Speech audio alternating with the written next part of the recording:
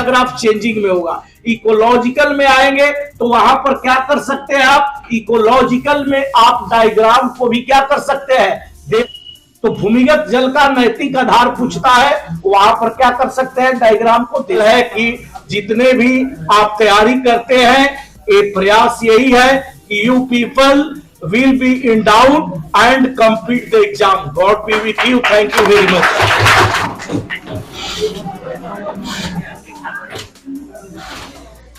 आज का सेशन जो अच्छा था, जैसे पहले हम लोग बहुत घबराए हुए थे, जो सिलेबस तो दिया नहीं गया है तो उस अनुसार कैसे तैयारी करेंगे, उसमें उसको कैसे तैयार करेंगे, क्योंकि प्रथम बार दे रहे हैं तो वैसे भी एक अलग ही प्रेशर है, जो क्या होगा आगे नहीं होगा, इसको लेके अलग ही डर था।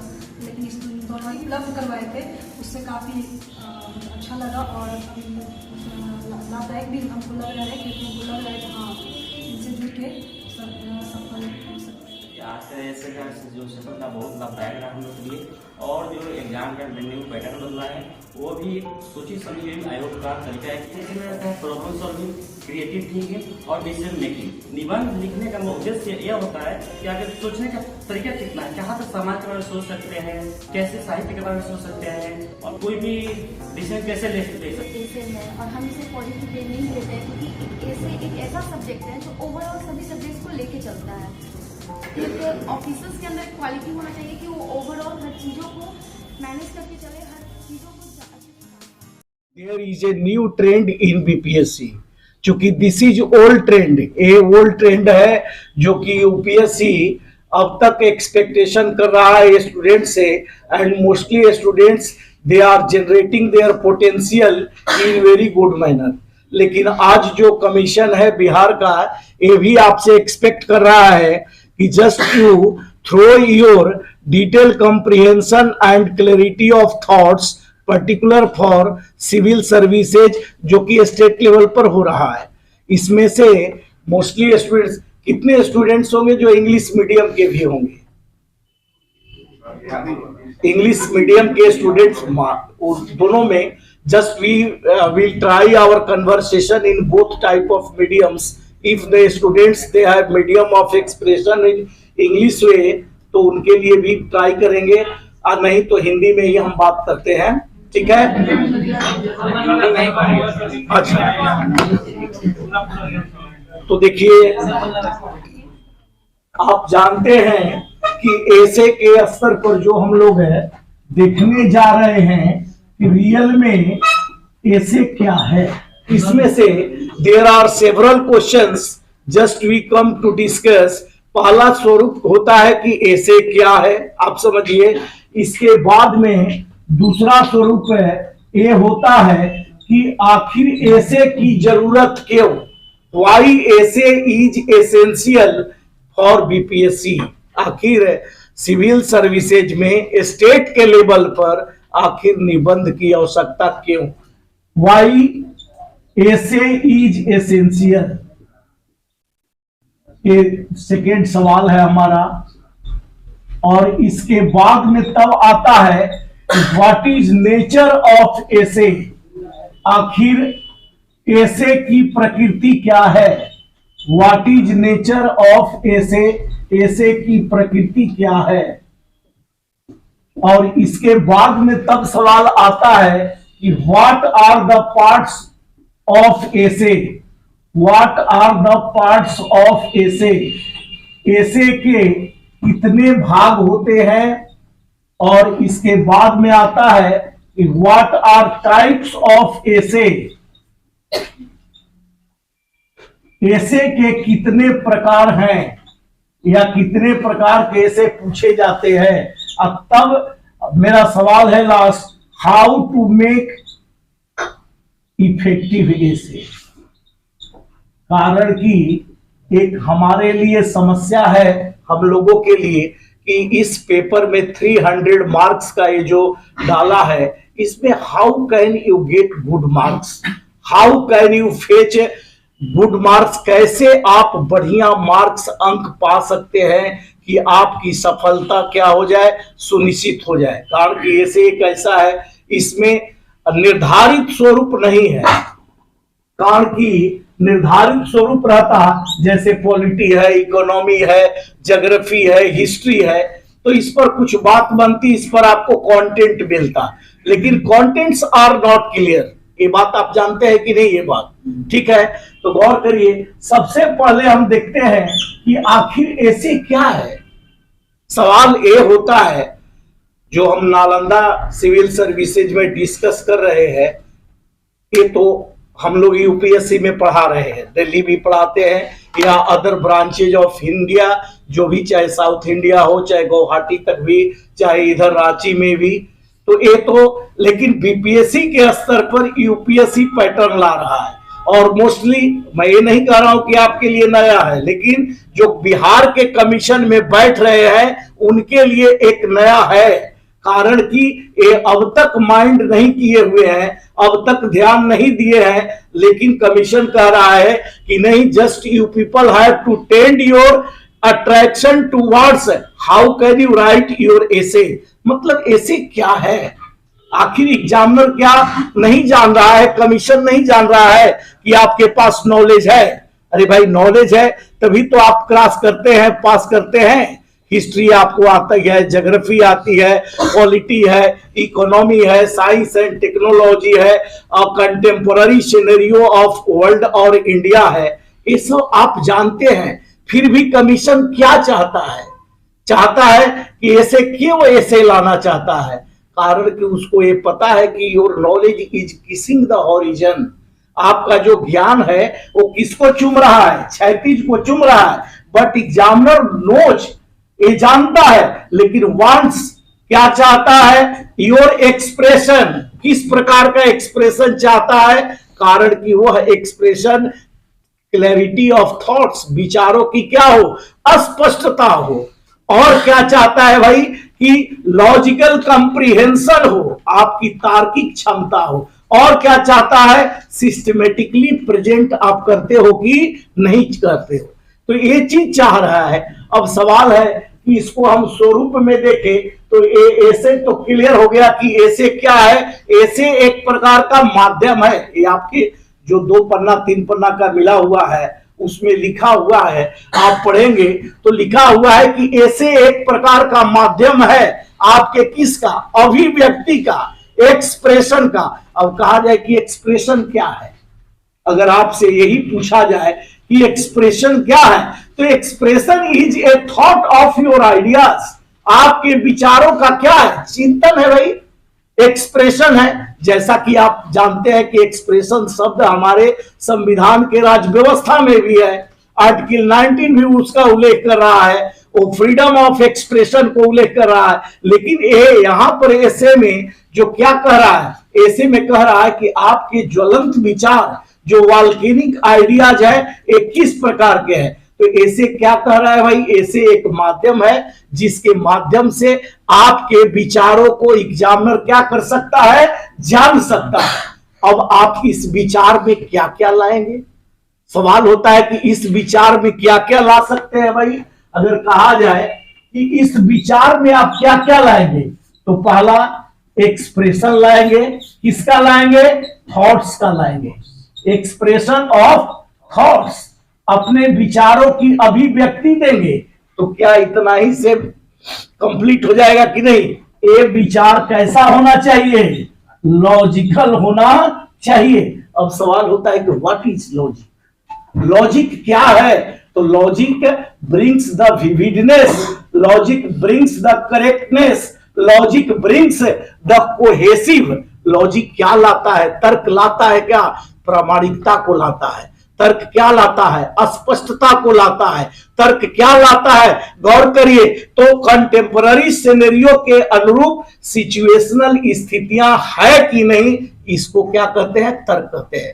कारण कि यही तर्क आपको आज की जो डिमांड है वो कल की डिमांड रहेगी नहीं। ये कोई जरूरी नहीं कि जो आज आप सोचते हैं आज का जो डिमांड है वो कल का डिमांड रहेगा। तो इसमें लॉजिक क्या करता है? लॉजिक कहता है कि सिचुएशनल क्या वेरिएशंस आए हैं, ये हम आपसे मांग रहे हैं। हम वो नहीं मांग रहे हैं स्टैटिक कि जैसा पॉलिटी चल रहा है, जैसा हिस्ट्री चल रहा है, जैसा इकोनॉमी चल रहा है, इसलिए उन विषयों से ऐसे क्यों डिफर है?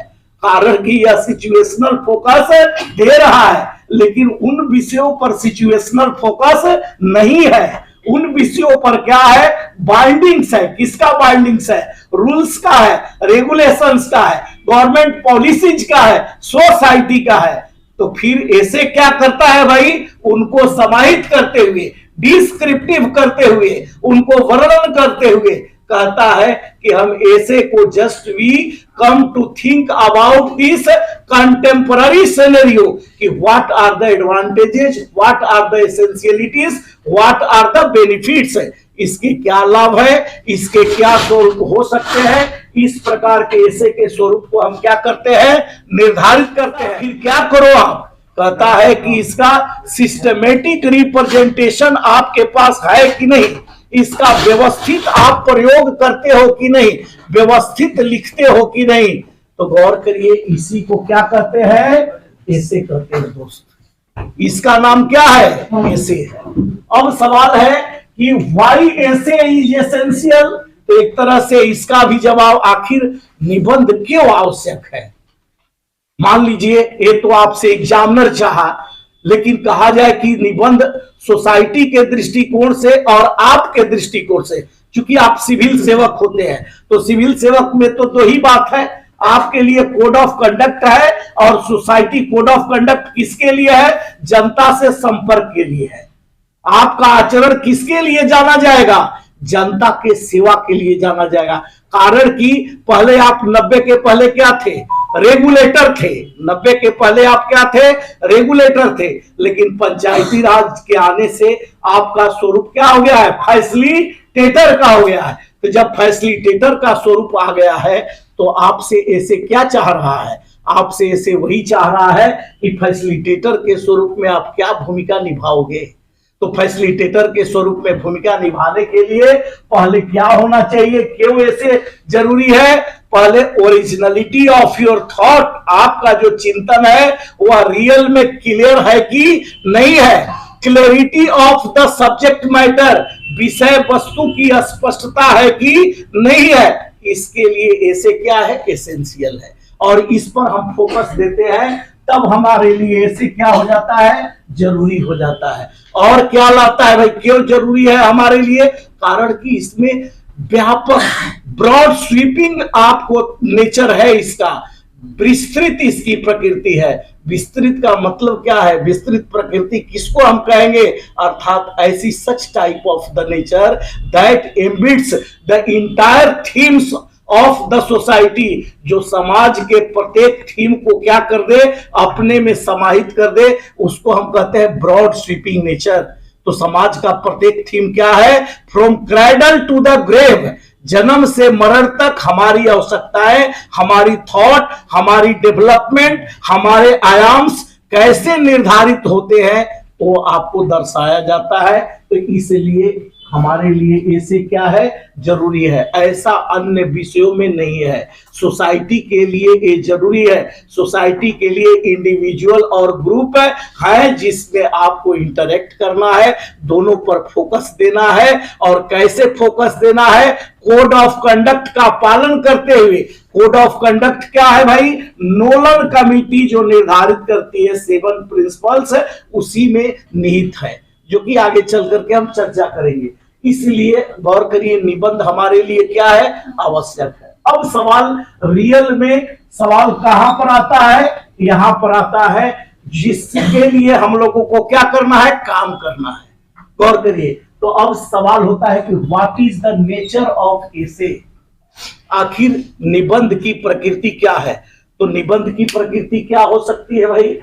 ये देखिए, निबंध की प्रकृति क्या हो सकती है।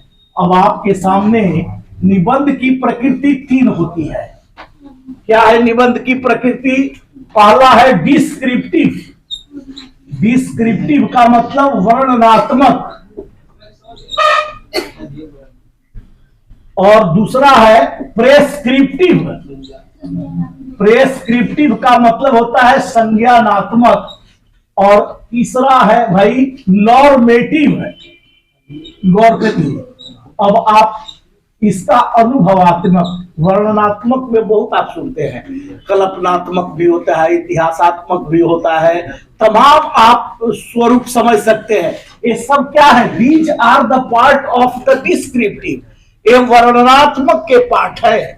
तो गौर करिए, वर्णनात्मक आखिर कैसा वर्णन, आखिर हम डिस्क्रिप्शन, विवरण, वर्णन किसको कहेंगे? गौर करिए, जिसमें आपको हमने बताया है कि what is the real theme, आखिर मौलिक विषय वस्तु हमारा क्या है। वर्णन हम किसका करेंगे? मौलिक विषय वस्तु का। उसमें क्या क्या आ सकता है? रियल में व्हाट इज द गुड, आखिर रियल में वस्तु क्या है, रियल में पिक्चर क्या है, और उस पिक्चर के गौर करिए एडवांटेजेज और डिसएडवांटेजेज, या सोसाइटी के लिए क्या उसकी निहितार्थ है। यही किसका भाग बनता है? डिस्क्रिप्टिव का भाग बनता है। आखिर हमारे लिए वो मुद्दा क्या है? मुद्दा समाज में किस प्रकार प्रभाव डालेगा, उसका लाभ होगा, हानि होगा, या समाज को किस तरफ टेंड करना चाहिए, ये क्या कहलाता है? वर्णनात्मक कहलाता है। अब प्रेस्क्रिप्टिव, संज्ञानात्मक क्या कहलाए भाई? संज्ञानात्मक का मतलब कि जो डिस्क्रिप्शन के पास क्या सरकार के द्वारा कुछ रूल्स निर्धारित किए गए हैं, क्या कोई अथॉरिटी के द्वारा कुछ रूल्स है, या क्या कोई नेचर एब्स्ट्रैक्ट कर रहा है। गौर करिए, जहां पर हमें कोई भी कार्य करने के लिए नियम, आचरण या कोई भी ऐसी सीमाएं हैं जिसको कि हमें जानना है, तो इस प्रकार के भी जो ऐसे आते हैं, ऐसे को क्या कहते हैं हम? ऐसे को प्रेस्क्रिप्टिव कहते हैं। ऐसे भी ऐसे आते हैं। और रियल में ऐसे किस पर आ रहा है? नॉर्मेटिव पर आ रहा है। रियल में अगर ऐसे देखे, जो यूपीएससी का ऐसे आ रहा है, हो सकता है कि बीपीएससी कमीशन के द्वारा क्या हो कि इस बार एक साल आपको थोड़ा सा हल्का कर दे, हो सकता है, लेकिन हल्का और टफ कोई भी नहीं होता है। It goes on your comprehension, आपके समझ पर निर्भर करता है, आप जितना क्लैरिटी में समझते हैं। तो अब नॉर्मेटिव का मतलब अनुभवात्मक। अनुभवात्मक का मतलब क्या है भाई?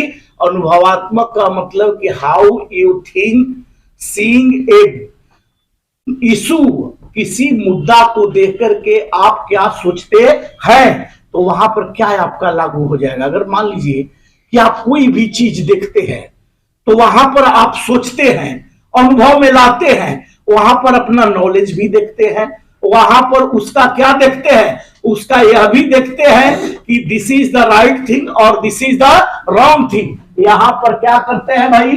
यहां पर आप नॉलेज भी देखेंगे अपना, यहां पर क्या देखेंगे? राइट थिंग, और क्या देखेंगे? रॉन्ग थिंग देखेंगे। और इसका इंटरेक्शन किससे करेंगे? इसका इंटरेक्शन गौर करिए, इशू रिलेटेड विथ सोसाइटी, इसका समाज के साथ इस मुद्दा का क्या संबंध है, उससे क्या करेंगे? उससे आप रेखांकित करेंगे। इसी को कहते हैं हम क्या? Ethical issue. इसी को क्या कहते हैं? Ethical issue. इथिकल का मतलब क्या होता है? इसको हिंदी में इथिकल को कहते हैं, जैसे अलग अलग टर्म देता है, नीतिगत कहते हैं या आचरण के रूप में कहते हैं। अब सवाल होता है कि इथिकल, अगर इथिक्स शब्द आया है आपके पास, तो इथिक्स अकेले टर्म नहीं है, बल्कि अपने साथ दो टर्म को लाता है। इथिक्स अपने साथ क्या ला दिया? दो टर्म को ला दिया। इथिक्स किसको ला देता है? मोरल को ला देता है, और किसको ला देता है? वैल्यूज को ला देता है, नैतिकता को ला देता है, और मूल्य को ला देता है। इथिक्स, इसलिए इथिक्स को हम क्या कहते हैं? इथिक्स को कहते हैं कि ethics is a collection of the moral values. Ethics किसका कलेक्शन है? मोरल वैल्यूज का है, नैतिक मूल्यों का क्या है? संग्रह है। किस लिए है भाई? तो क्या करेगा? इट कैन बी डिफाइंड, इसे परिभाषित किया जा सकता है। किस रूप में? To know the person's behaviour, the society's behaviour, किसी व्यक्ति या समाज के व्यवहार को जानने के लिए। और क्या कर सकता है भाई? गौर करिए, क्यों जानेगा? कारण कि बाई विच, जिसके द्वारा right and wrong decisions can be taken, जिसके द्वारा स्पष्ट हो जाएगा कि हमारा डिसीजन सही है या गलत है। ऐसे अब आपके जो ऐसे आ रहे हैं, ऐसे आ रहे हैं, जिसको हम क्या कहते हैं, दो प्रकार के ऐसे का नाम देते हैं, प्रोवर्बियल और कंटेम्पररी इश्यूज। आजकल वही आ रहा है, जैसे मानव मरणशील है, आप लिखिए, जैसे आ जाएगा कि नदी में हम दोबारा उतर नहीं सकते हैं। जैसे मान लो कि यूपीएससी में पूछ लिया कि नदी में दोबारा उतर नहीं सकते हैं। अब लड़के इथिकल समझ ही नहीं पाते हैं।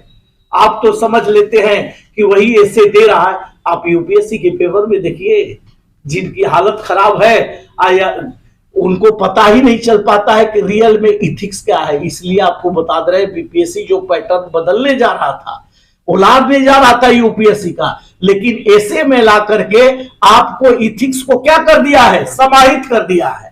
इसलिए इथिक्स जानना बहुत जरूरी है। तो अब मान लीजिए कि ऐसा नदी में दोबारा उतर ही नहीं सकते, इसका क्या अर्थ है? इसका अर्थ जानेंगे जल्दी स्टूडेंट्स जानेगा ही नहीं। जैसे मान लो कि change is the law of nature, ये आप जानते हैं कि नहीं? प्रकृति के परिवर्तन का क्या है, नियम है। इसे कह रहा है कि जो आज का डिमांड है, the demand of today is not the demand of tomorrow, वह कल की मांग नहीं है। जो आज चीजें है या कल ये लागू होगी या नहीं होगी, इसकी कोई भरोसा नहीं है। जो मैदान का एडमिनिस्ट्रेशन है वह हिल का एडमिनिस्ट्रेशन नहीं हो सकता है। जो मैदान का प्रशासन है वह पहाड़ी क्षेत्र का प्रशासन नहीं हो सकता है।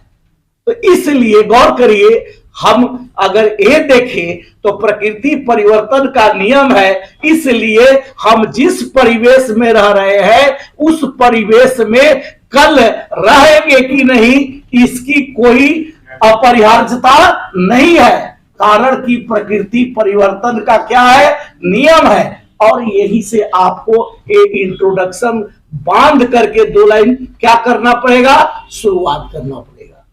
अब सवाल होता है तो ऐसे में ऐसे आपसे आ जाएगा, जैसे आपसे ऐसे और भी आ सकता है एथिकल, कि जिस तरह से बिना तरंग का नाव नहीं चल सकती है, उसी तरह से बिना विचार का व्यक्ति जिंदा नहीं रह सकता है।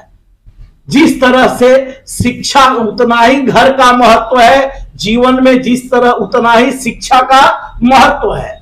अनुशासन ही देश को महान बनाएगा, इसको पलट करके आपको क्या कर सकता है, इथिकल रूप में दे सकता है।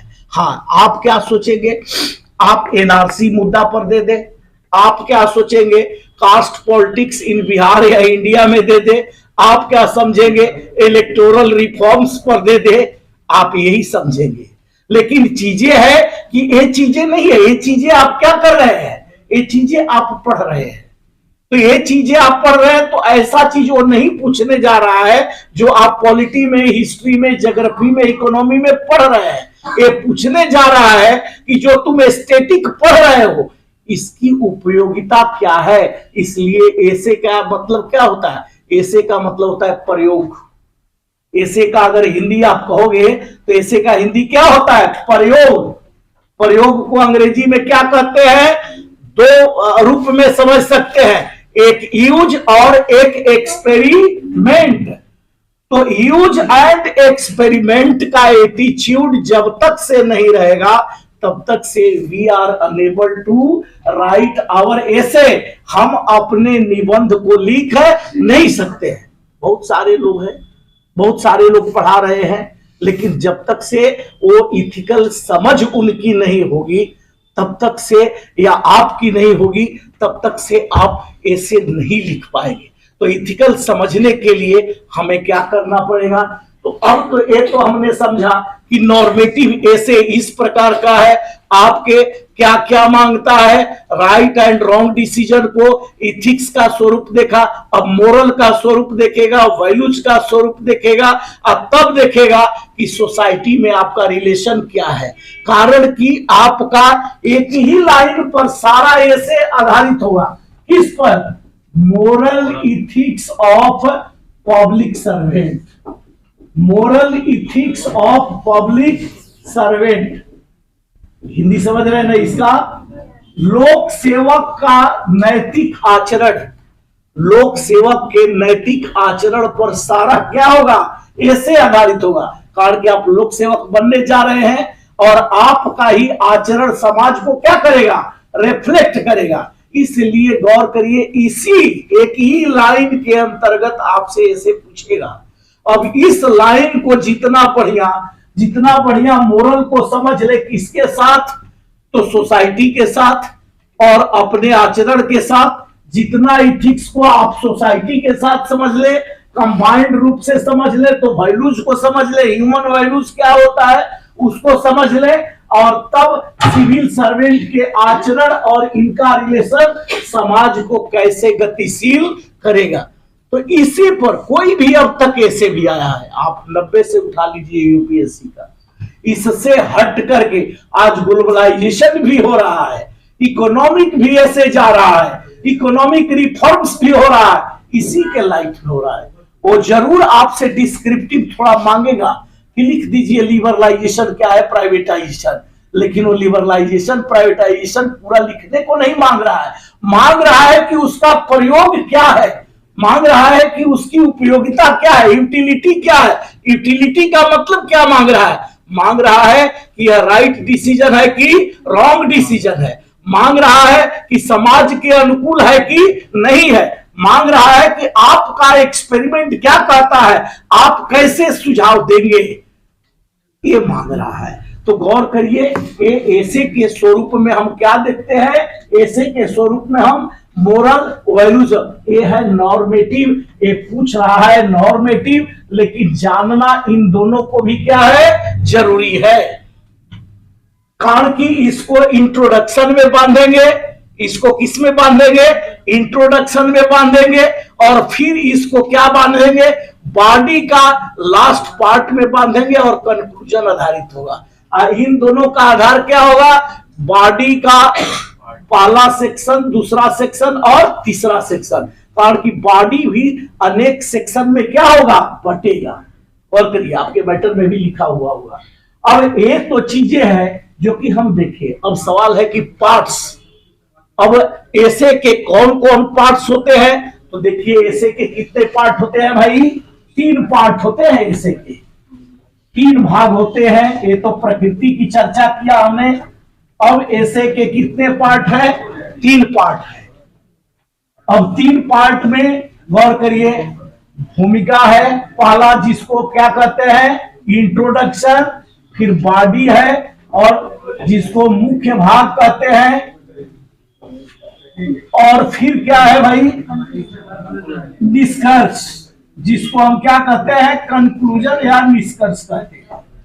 अब गौर करिए, अब इंट्रोडक्शन में क्या होता है? कहा जाता है कि इंट्रोडक्शन हम कैसे लिखें? तो introduction is synopsis of your theme. Synopsis समझते हैं किसको कहते हैं? सार, जो आपके थीम का सार है, मुख्य रूप से जो वही लाइन दर्शा दे कि आप अब कहां जा रहे हैं। जैसे घर से जिस रास्ते से चलते हैं वो निर्धारित कर देता है कि आप खेत की तरफ जा रहे हैं कि आप पढ़ाई करने के लिए जा रहे हैं। उसी तरह से आपका पहला लाइन दर्शा रहा है कि आप किधर जा रहे हैं। पहले लाइन से ही पता चल जाता है कि आप ऐसे के टॉपिक में इंटर कर रहे हैं कि आप ऐसे के टॉपिक से कहां जा रहे हैं? बाहर जा रहे हैं। इसलिए समझना बहुत जरूरी है, और इसलिए प्रोवर्बियल ऐसे आ रहा है, आप सोचते रह जाएंगे। मार्केट में बहुत सारा किताब भी निकला है, उससे बिल्कुल ही नहीं आप किताब पढ़ करके होंगे।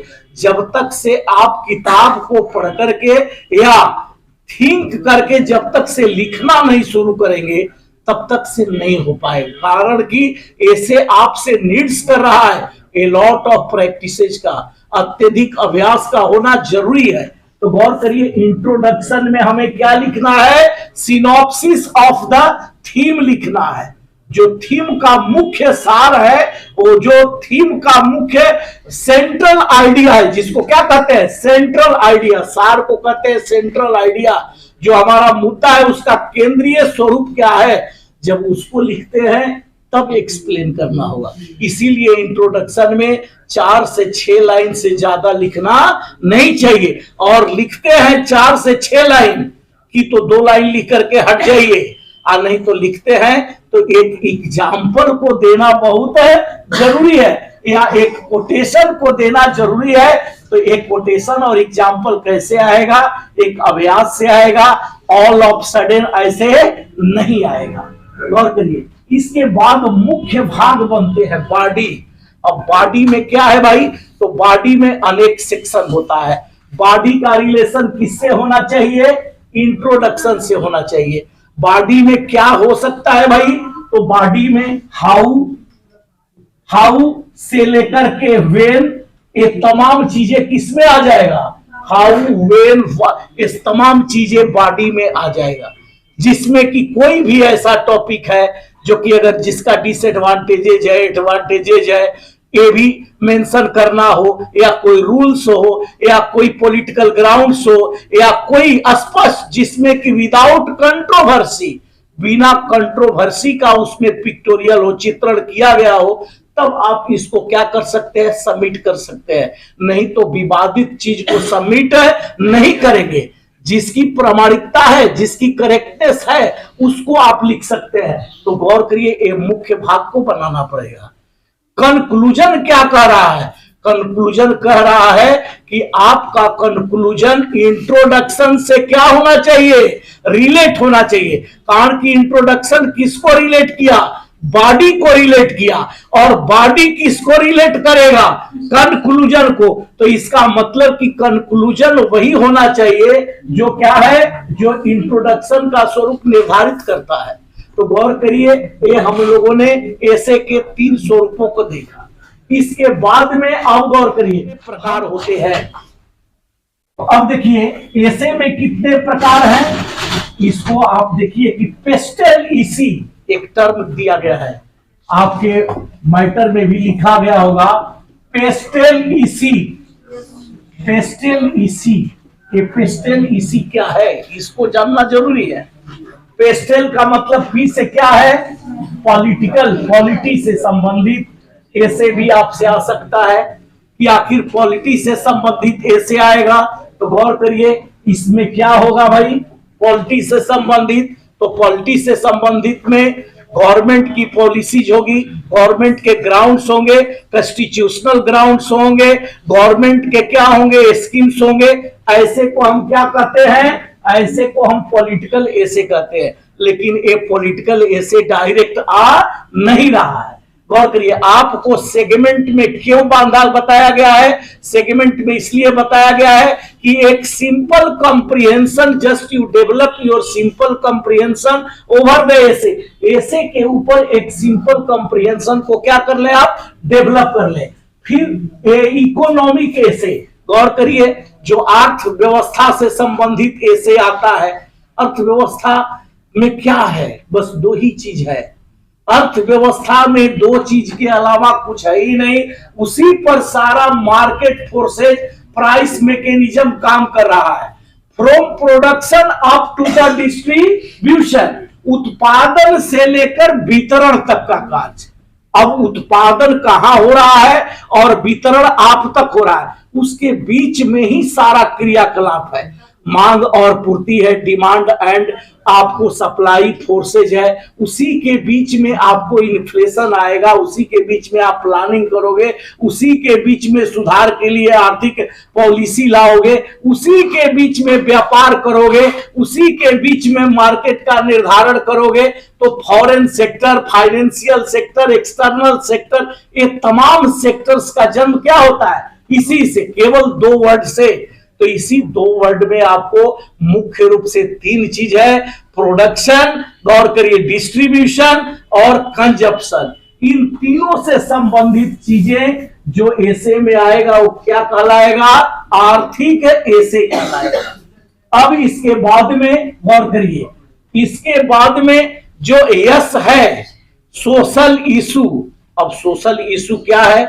बहुत ही वल्नरेबल सेक्शन है, बहुत ही ज्वलंत सेक्शन है, जैसे वुमेन इंपावरमेंट का है, चाइल्ड एब्यूज एंड लेबर का है, लेकिन इससे आएगा नहीं।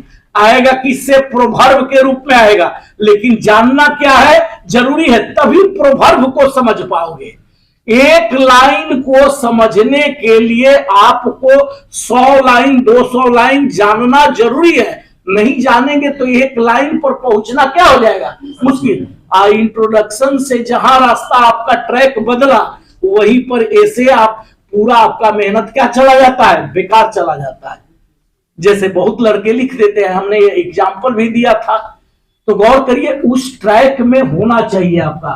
फिर टेक्नोलॉजिकल है, प्रौद्योगिकी ऐसे है, प्रौद्योगिकी ऐसे में भी देख रहे हैं कि आपका एडवेंट ऑफ टेक्नोलॉजी है, प्रौद्योगिकी का आगमन है, और आपका देश कैसे इसको अचीव कर रहा है, क्या क्या हिंड्रेंसेज है, इससे भी अकेले आने वाला नहीं है। इसके बाद में गौर करिए इन्वायरमेंटल है, पारिस्थितिकी है। अब पारिस्थितिकी को इथिकल से जोड़ रहा है।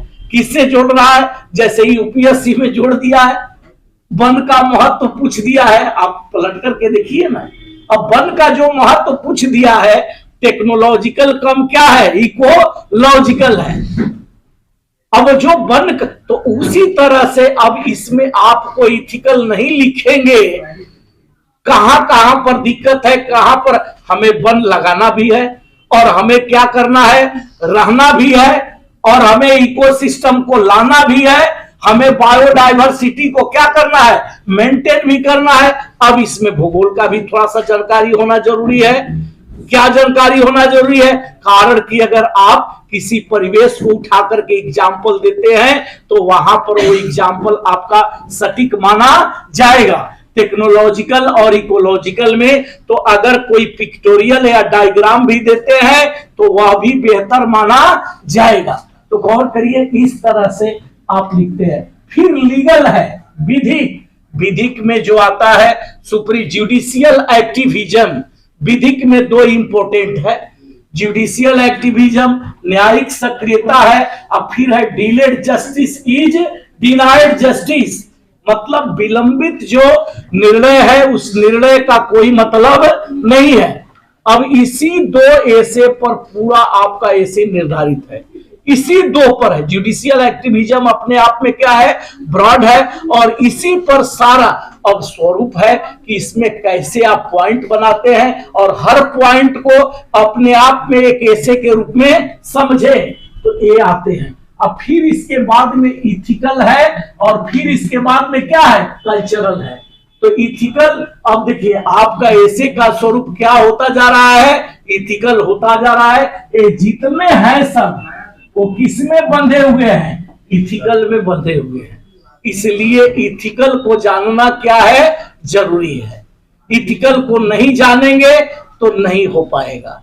और इथिकल जानना कैसे हम इथिकल को जानेंगे? तो गौर करिए, इसके लिए हमें क्या करना होगा? थोड़ा सा आप पेपर का एडिटोरियल पढ़ा करिए। पेपर का ये मैगजीन से नहीं जान पाएंगे। आप कोई भी पेपर पढ़ते हैं उसका एडिटोरियल पढ़ेंगे आप पेपर का, तो उससे क्या होगा कि लॉजिकल कॉम्प्रिहेंशन डेवलप होगा, राइट एंड रॉन्ग स्वरूप क्या होगा? डेवलप होगा, और सोसाइटी के नॉर्म्स क्या होंगे? डेवलप होंगे।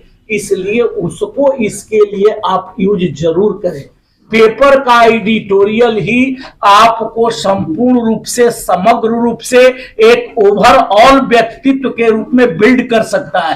कारण कि एग्जामिनर कैसे ऐसे के माध्यम से क्या करना चाहता है? आपके पूरे व्यक्तित्व तक क्या करना चाहता है? पहुंचना चाहता है। कारण कि पॉलिटी से व्यक्तित्व तक नहीं पहुंचेगा। कभी इकोनॉमी में कम मार्क्स पाएंगे, पॉलिटी में ज्यादा, कभी ज्योग्राफी में ज्यादा पाएंगे, टेक्नोलॉजी में कम। ओवरऑल व्यक्तित्व तक पहुंचने के लिए क्या है उसके पास? ऐसे है कि क्या अब यूपीएससी में तो आप जानते ही हैं कि बहुत सारे रिपीट सवाल भी आ जाते हैं। इन साल बीच सवाल जो आए हैं उसका बहुत हम नहीं स्वरूप समझ रहे हैं कि टिपिकल हो। तो इस सिनेरियो में जो ऐसे आया है, कारण कि सिलेबस क्या है? वही है, और वही सिलेबस है, वही सिलेबस से बार बार पूछेगा ही। तो इसलिए एक ऐसे लाया गया है ओवरऑल व्यक्तित्व को जानने के लिए।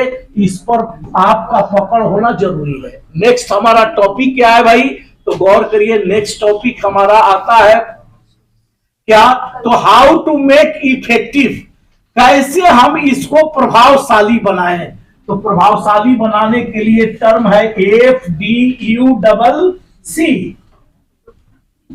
ए प्रभावशाली बनाने के लिए एफ का मतलब क्या है भाई, फोकस।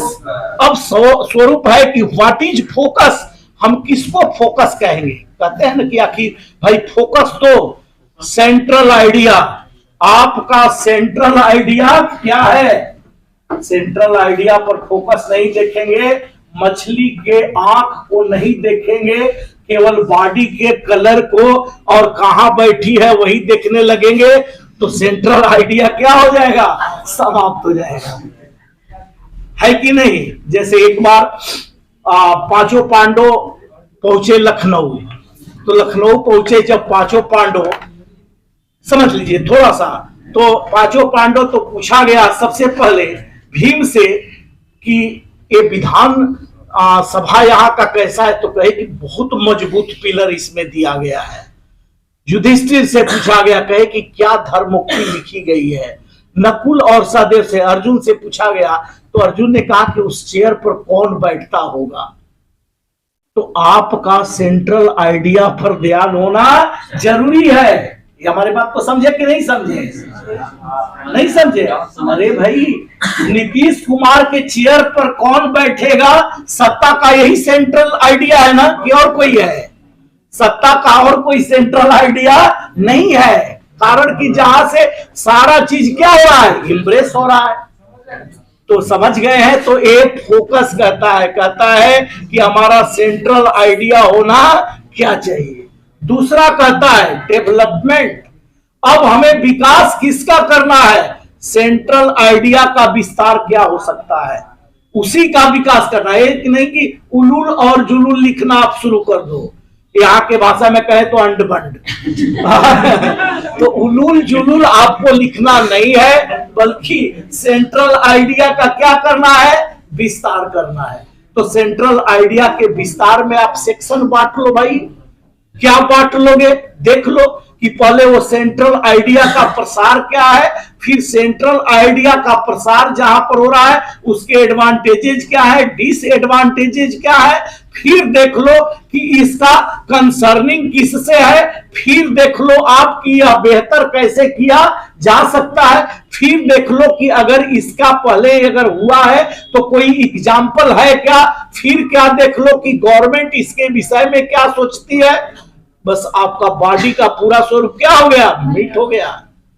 तो सेंट्रल आइडिया को समझिए और उसका विस्तार करिए। उसके बाद में अब क्या करना है, अपने ऐसे को यूनिटी में बनाना है, एकता में बांधना है।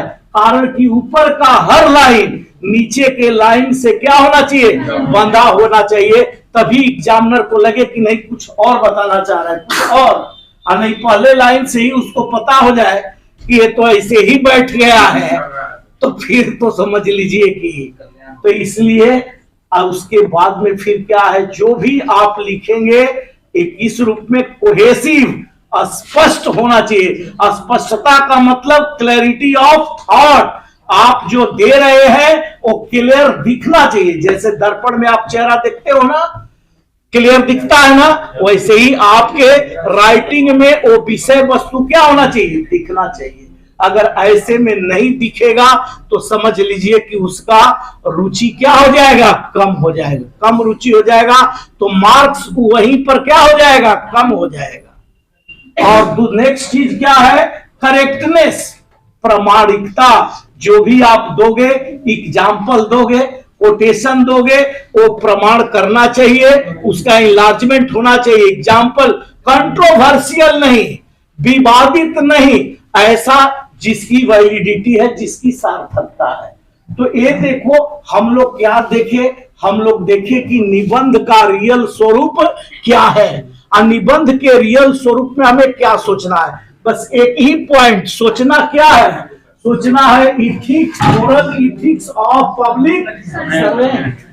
Ethics, moral ethics of public servant ही आपका एक लाइन है जो पूरे ऐसे को क्या कर रहा है, बांध रहा है। और गौर करिए, हम लोगों को पहले इसी को हम क्या करेंगे, आप पर चर्चा करेंगे और इसी को लिखवाएंगे, और तब जो अदर ऐसे है उस ऐसे पर क्या करेंगे, विचार करेंगे। उस ऐसे को आपको हम टॉपिक देंगे पूरा, और टॉपिक दे करके और सारा, अब तब कहेंगे कि थोड़ा सा अगर कुछ और हो तो आप भी पढ़ करके आइए पेपर मैगजीन, और उसके बाद में फिर हम लोग क्या करेंगे, आपको उस कंटेंट को एलेबोरेट करने का प्रयास करेंगे, तभी we can fetch good marks, तभी हम अच्छा मार्क्स पा सकते हैं। नहीं तो ऐसे आप लिखने के लिए कौन मना करता है। अच्छा, एग्जाम में बैठने के लिए कोई किसी को मना किया है, लेकिन क्या कहा जाता है कि तैयार होकर के बैठोगे तो सफलता क्या हो जाती है, सुनिश्चित। अधूरी तैयारी, बहुत सारे हैं बिना तैयारी के ही सोचते हैं कि चांस थोड़े काउंट हो रहा है, बैठ जाए, लेकिन ऐसे ही 2-3 बार अगर फेल्योर होते हैं और उसी में कोई आपका मित्र क्लिक कर गया तो ऐसा फ्रस्ट्रेशन होगा कि न पढ़ने में मन लगेगा और न आप सक्सीड हो ही पाएंगे, और तब तक गार्जियन बुला लेगा, कहेगा कि चले आइए घर पर ही अच्छा है। तो इसलिए कृपया समय लग जाए, लेकिन एक बार तैयार होकर के निकालने के लिए आप लड़िए। तो मैं ये, हाँ, अगर आप लोगों का कोई सवाल हो, मैं तो अपना प्लानिंग बता दिया, कुछ पूछना चाह रहे हो तो आप पूछे, कारण कि हमारे पास दूसरे एक्सपर्ट का नंबर है, तो भी आपके साथ में डील करेंगे। ऐसे हम तो इसको बताएंगे, फिर मेरा जो डीलिंग होगा पॉलिटी पर, इकोनॉमी पर, और गौर करिए लीगल पर होगा, और उसके बाद में इथिकल पर होगा। गौर करिए, ये है क्या कहे, बोलिए क्या कहे। हाँ, ऐसे तो अभी देखिए, अभी तो ये यूपीएससी के मानक दिया है तो 2 ही ऐसे, और नहीं तो हो सकता है कि सेक्शन 3 बना दे, नहीं समझ गए, जैसे पेपर में सेक्शन बनाया है ना, जैसे 300 नंबर का है फर्स्ट सेक्शन, सेकंड और थर्ड, तो हो सकता है, लेकिन 2 सेक्शन अभी यूपीएससी के तर्ज पर पूछ रहा है, तो 2 सेक्शन हो सकता है कि 2 ही आपको लिखने के लिए कहे। How many words in written in the one essay? देखिए एक मिनट, आपका जो 2 पूछता है तो 1000 से कम नहीं होना चाहिए, नॉट लेस देन 1000 है। ऑप्शन तो आपके पास में हो सकता है कि 8 में 2 लिखने के लिए कहे, हो सकता है कि 8 में 2 कहे लिखने के लिए, लेकिन आपको बता दे रहे 6 ऐसे से कम नहीं होगा। अगर 2 मांगता भी है तो आपको 6 ऐसे देगा। अब सवाल होता है कि ऐसे का चयन हम कैसे करें, तो चयन करने के लिए आप जिसमें जस्ट यू फील कंफर्ट, जिसमें आप आसान महसूस करते हैं, तो तैयार जिसमें रहेंगे तो आसान महसूस करेंगे, जिसका कोटेशन आपको पता रहेगा, जिसका ग्राउंड्स पता रहेगा, जिसमें एग्जांपल्स दे। इसीलिए ऐसे लिखने के पहले 15 से 20 मिनट तो पहले सोचे, तुरंत न लिखे, पहले सोचे और फॉर्मेट बनाए, और फॉर्मेट बना करके और तब लिखने का क्या करें, प्रयास करें। अब अगर मैंने आप सवाल एक ही है, अब सारे स्वरूप इथिकल में है, each and every section is scoring, कोई भी आप टच करेंगे स्कोरिंग रहेगा, कारण की मानक उसका क्या है, इथिकल हो गया है। इसलिए आप ये मत समझिए कि गवर्नमेंट का रूल्स पॉलिसी हर ऐसे अपने आप में स्कोरिंग है। गौर करिए, सपाट अगर पूछता, कहता कि मैं पॉलिटिक्स, तो भूमिगत जल का नैतिक आधार पूछता है, वहां पर क्या कर सकते हैं, डायग्राम को दे सकते हैं, भूमिगत जल के स्वरूप को रेखांकित कर सकते हैं। Is it clear? तो 1000 शब्द से कम नहीं होना चाहिए। 2 अगर लिखते हैं तब, अगर 3 लिखते हैं तो गौर करिए 7 to 800। हाँ, बॉडी में क्या, एक हाँ, एक मिनट गौर करिए, ये आप बॉडी के सेक्शन बैठ जाइए, बॉडी को आप सेक्शन में बांटेंगे, ठीक है ना, सेक्शन में बांटेंगे तो आप देखेंगे कि हम कितने सेक्शन में बांट रहे हैं, ठीक है। तो कम से कम आप जितने सेक्शन में बांट रहे हैं उस सेक्शन के अनुसार, हाँ सवाल ये होता है कि हर सेक्शन का वेटेज उतना नहीं है, तो गौर करिए उस वेटेज के अनुसार आपको अपने ही अनुभव के आधार पर कार्य करना है। ऐसे के नेचर और आपका सेक्शन में डिवाइड करना और किसको कितना वेटेज देना है उसके आधार पर शब्द का क्या होगा, निर्धारण होगा। बात समझ गए? तो इसलिए गौर करिए, बिना प्रैक्टिस और बिना इंटरेक्शन का नहीं होगा। ऐसे कैसे, मान लीजिए कोई ऐसे है, डिफरेंट ऐसे है, तो एक ऐसे के लिए हम कैसे बता सकते हैं, लेकिन अगले ऐसे के लिए नहीं बता सकते, तो ये ऐसे के ऊपर निर्भर करता है। Is it clear? चलिए ठीक है। अब सर दूसरे सर का है, आप उनका लाभ उठाएं। नालंदा सिविल सर्विसेज में ये पहल है कि जितने भी आप तैयारी करते हैं, ये प्रयास यही है कि you people will be in doubt and complete the exam. God be with you. Thank you very much.